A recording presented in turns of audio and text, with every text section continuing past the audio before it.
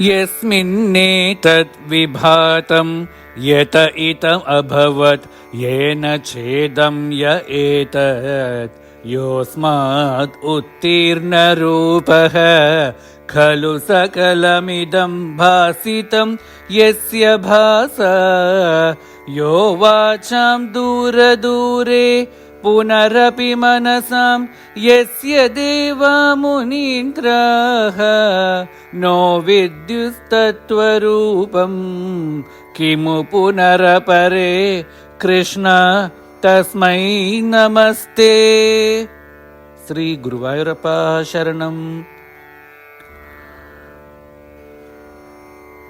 ಜನ್ಮಾತೋ ಕರ್ಮ ನಾಮ ಸ್ಫುಟಮಿಹ ಗುಣದೋಷಾಧಿಕಂ ವ ನ ಯಸ್ಮಿನ್ ಲೋಕಾನಾಂ ಊತಯೇ ಯ ಸ್ವಯಮನುಭಜತೆ ತಾನಿ ಮಾಯಾನುಸಾರೀ ಬಿಭ್ರತ್ ಶಕ್ತಿರರೂಪೋಪಿ ಚ ಬಹುತರರೂಪೋ ವಭಾದ್ಯಲ್ಬುಧಾತ್ಮ ತಸ್ಮೈ ಕೈವಲ್ಯಧಾಮ್ನೇ ಪರರಸ ಪರಿಪೂರ್ಣಾಯ ವಿಷ್ಣೋ ನಮಸ್ತೆ.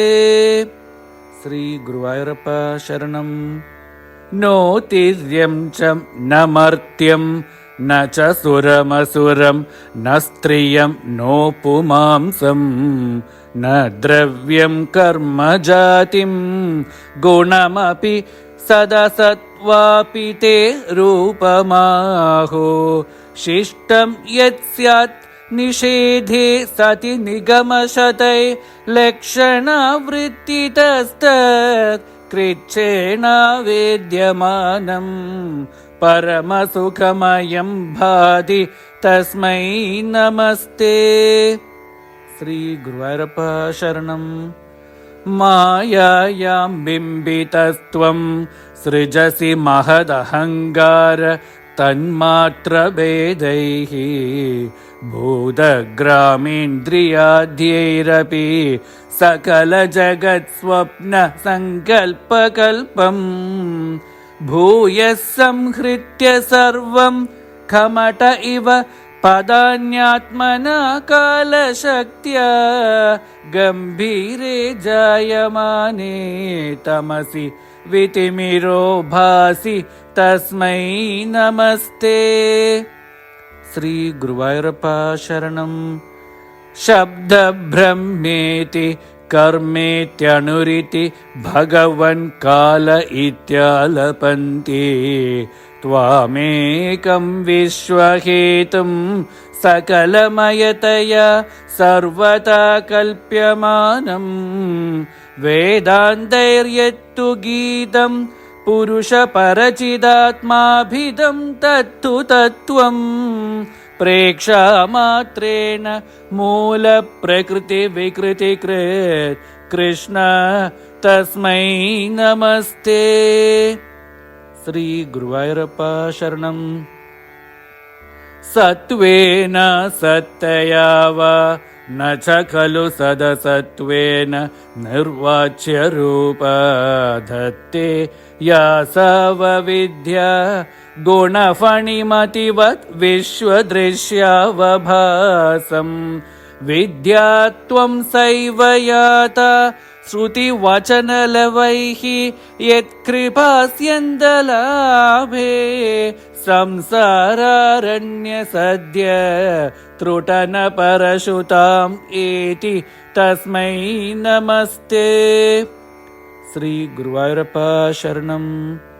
ಭೂಷಾಸು ಸ್ವರ್ಣವದ್ವಾ ಜಗತಿ ಘಟಶರಾವಾತಿಕೆ ಮೃತ್ತಿಕಾವತ್ ತತ್ವೇ ಸಂಚಿಂತ್ಯಮಾನೇ ಸ್ಫುರತಿ ತತ್ ಅಧುನಾಪಿ ಅದ್ವಿತೀಯಂ ವಪುಸ್ತೆ ಸ್ವಪ್ನದ್ರಷ್ಟು ಪ್ರಬೋಧೆ ತಿಮಿರಲಯ ವಿಧೌ ಜೀರ್ಣರಜ್ಜೋಶ್ಚ ಯದ್ವದ್ ವಿದ್ಯಾಲಾಭೆ ತಥೈವ ಸ್ಫುಟಮಪಿ ವಿಕಸೇತ್ ಕೃಷ್ಣ ತಸ್ಮೈ ನಮಸ್ತೆ. ಶ್ರೀ ಗುರುವಾಯೂರಪ್ಪ ಶರಣಂ.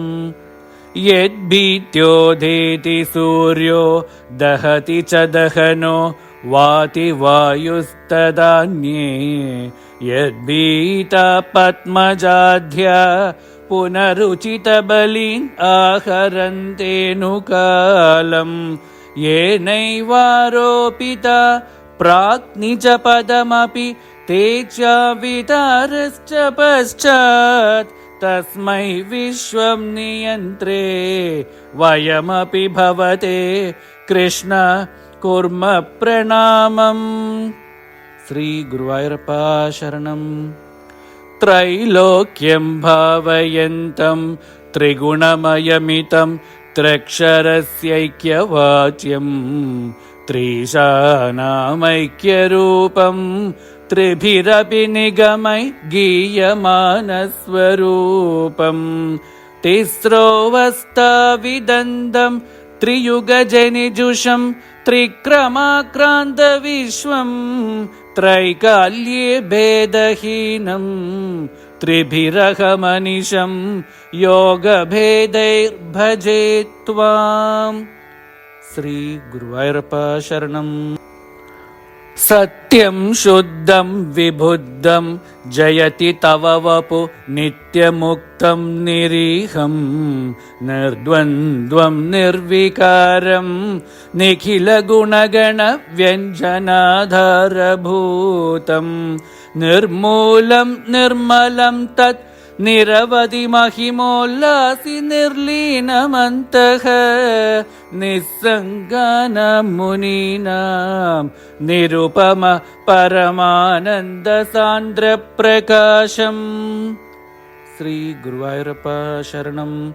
दुर्वारं द्वादशारं त्रिशतपरिमिलषष्टि पर्वाभिवीतं सम्भ्राम्यत् क्रूरवेगं क्षणमनुजगदाच्छिद्य सन्धावमानं चक्रं ते कालरूपं व्यथयतु नतु मां त्वत्पदैकावलम्बं विष्णो कारुण्यसिन्धो पवनपुरपते पाहि सर्वमयौघात्. श्री गुरुवायूरप्प शरणम्. सर्वत्र गोविन्दनाम संकीर्तनं गोविन्द गोविन्द.